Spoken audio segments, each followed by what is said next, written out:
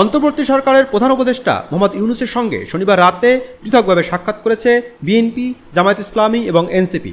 দলের শীর্ষ নেতারা পৃথকভাবে ইউনূসকে চাপ দিয়েছেন। তিনটি দলই নির্বাচন বিচার নিয়ে সরকারকে আলাদা আলাদা অবস্থান থেকে তাদের দাবি দাওয়া তুলে ধরেছে। সরকারের ভেতরে তৈরি হয়েছে অনিশ্চয়তা, আর চারদিকে ছড়িয়ে পড়েছে প্রধান উপদেষ্টার পদত্যাগ ভাবনার গুঞ্জন। বিএনপি দাবি করেছে 2025 সালের ডিসেম্বরের মধ্যেই জাতীয় নির্বাচন আয়োজন করতে হবে। একই সাথে তারা সরকারের কিছু বিতর্কিত উপদেষ্টার অপসারণও চায়।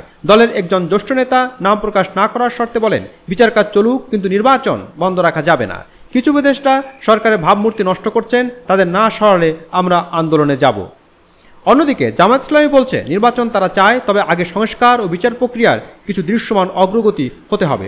এক নেতা বলেন, জনগণের আস্থা ফেরাতে হলে বিচার অগ্রাধিকার পেতে হবে, নির্বাচন তখনই গ্রহণযোগ্য হবে। এদিকে এনসিপি সবচেয়ে কঠোর অবস্থান নিয়েছে। তারা শেখ হাসিনা সরকারের অধীনে হওয়া সব নির্বাচন বাতিল দাবি করেছে।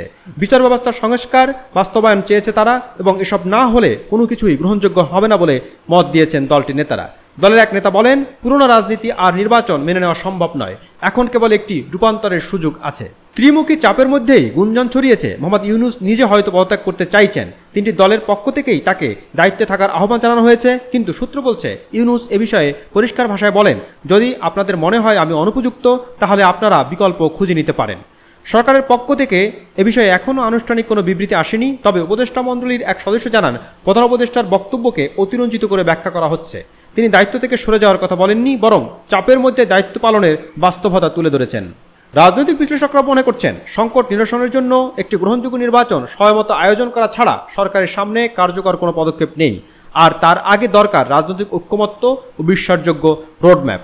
তবে এই ত্রিমুখী চাপে শেষ পর্যন্ত মোহাম্মদ ইউনূস কী করেন সেটি দেখার বিষয়। তিনি কি দায়িত্ব পালন করে যাবেন নাকি পদত্যাগ করবেন, সেটা হয়তো আগামী কয়েকদিনের মধ্যেই স্পষ্ট হবে।